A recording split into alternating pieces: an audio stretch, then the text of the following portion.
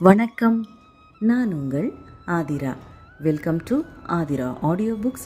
ராதையை கண்டு கொண்ட Kannan season 3 chapter 14 என்ன நடந்ததுன்னு பார்க்கலாமா?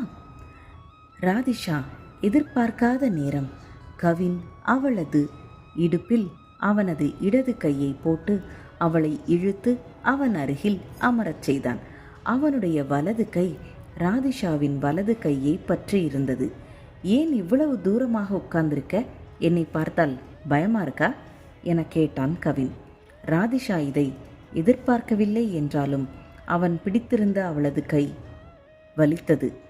வலிக்கிறது என்றாள் ராதிஷா. அவளது கண்கள் லேசாக வியர்க்க ஆரம்பித்தது. என்ன ஆச்சு என்று அவள் கையை விடுவித்து பார்த்தான் கவின். சர்வேஷ் இறுக்கி பிடித்த இடத்தில் அவளது கை கன்றி போயிருந்தது. அது தெரியாமல் கவின் அதே கையை பிடித்தபோது ராதிஷாவிற்கு பாவம் வலிக்க ஆரம்பித்து விட்டது. கைகள் சிவந்திருப்பதை பார்த்த கவினின் முகம் கவலை அடைந்தது. அதே நேரம் அவனது கரிசனம் அவளுக்கு தேவையில்லை என்று ராதிஷாவிற்கு தோன்றியது. எனக்கு என்ன ஆனால் உங்களுக்கு என்ன? நீங்கள் என்னோட கியாஷா இல்லாத போது என்மேல் உங்களுக்கு ஏன் இவ்வளவு அக்கறை என்று கேட்ட ராதிஷா அவனிடமிருந்து அவளது கைகளை விடுவித்து கொண்டு முகத்தை திருப்பி வெளியே வேடிக்கை பார்க்கலானாள். அவளது செய்கையை பார்த்து அவன் சற்றும் சளைக்கவில்லை. என் பக்கத்தில் உட்கார் என்று ஆணையிட்டான் கவின். ஏதோ அவள் கேட்காவிட்டால் அவளது தலையை இங்கேயே கொய்து விடுபவன் போல் ஒரு பார்வை பார்த்தான். இல்லை என்றாள் ராதிஷா சட்டென. ஆனால் கவின் விடுவதாக இல்லை. அவன் கையில் ஒரு ஆயின்மெண்ட் இருந்தது. அவள் கையை பற்றி அவன் அருகில் கொண்டு வந்து ஆயின்மெண்ட்டை போட ஆரம்பித்தான். அவனுடைய கண்களில் வருத்தம் தெரிந்தது. ராதிஷா அவனை உற்று நோக்கினாள். அவளுக்கு அந்த கண்களுக்குள் புதைந்திருக்கும் ரகசியத்தை கண்டுபிடிக்க முடியவில்லை. எதற்காக எனக்கு இதெல்லாம் செய்கிறீர்கள் என கேட்டாள் ராதிஷா. அவளது மனம் குழம்பிய குட்டை போல் இருந்தது. ஏனென்றால் நான் தான் உன்னோட கியாஷ் என்று சொல்ல அவன் உதடுகள் துடித்தது. ஆனால் சொல்லவில்லை.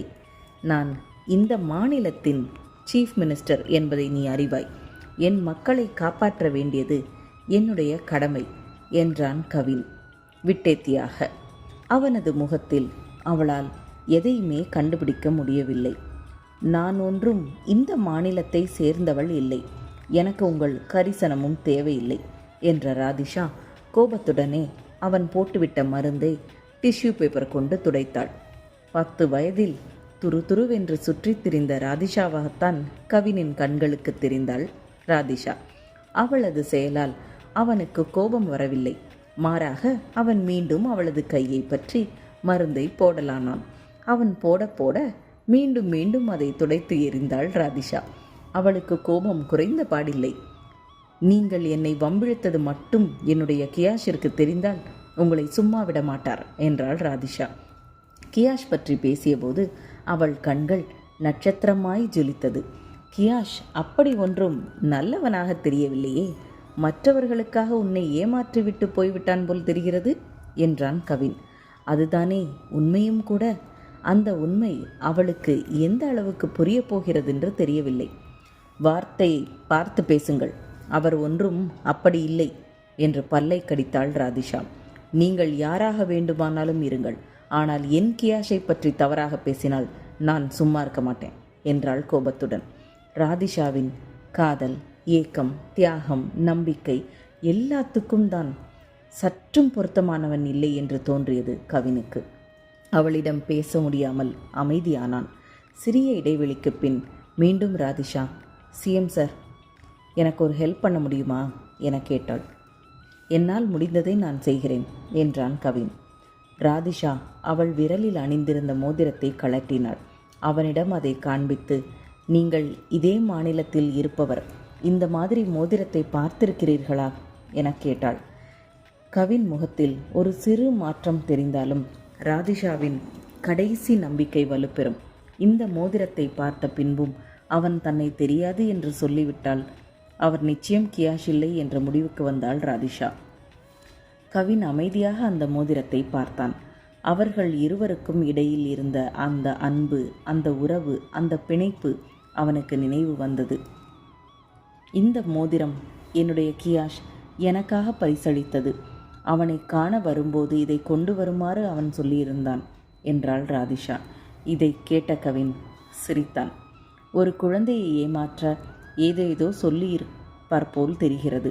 இதெல்லாம் இவ்வளவு சீரியஸாக எடுத்துக்கொண்டு இப்படி ஸ்டேட் விட்டு ஸ்டேட் வந்து தேடிக்கொண்டிருக்கிறது முட்டாள்தனமாக இல்லை என கேட்டபோது ராதிஷாவிற்கு கோபத்தில் முகம் சிவந்தது. போதும், என்னுடைய கியாஷ் அப்படி என்னை ஏமாற்றுபவர் இல்லை என்றாள் ராதிஷா. அந்த கண்களில் நெருப்பு கொழுந்து விட்டு எரிந்தது. அதற்கு மேல் அவனுடன் அவள் பயணிக்க விரும்பவில்லை. டிரைவர், வண்டியை நிறுத்தியா என கத்தினாள்.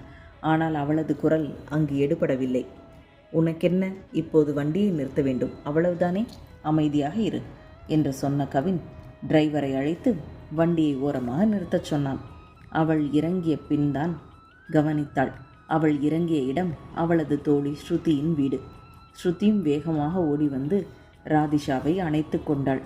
என் மேல் உள்ள கோபத்தில் எங்கு நீ திரும்பி வரமாட்டாயோ என்று நான் வருத்தத்தில் இருந்தேன். நல்ல வேளை நீ வீடு வந்து சேர்ந்து விட்டாய். எனக்கு மிகவும் சந்தோஷமாக இருக்கிறது என்றாள் ஸ்ருதி.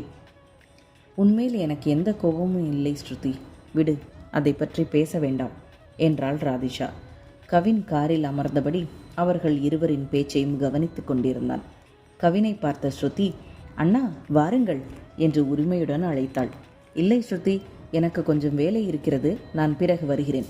நீ வீட்டுக்கு வந்த கெஸ்டை நன்றாக கவனித்துக்கொள் என்று சொன்ன கவின் அங்கிருந்து கிளம்பிவிட்டான். கவினுடைய செயல்கள் ராதிஷாவிற்கு மர்மமாகவே இருந்தது. இந்த லவ் ஸ்டோரியில் அடுத்து என்ன நடந்ததுன்னு நெக்ஸ்ட் எபிசோடில் பார்க்கலாம். பாய் வியூயர்ஸ்.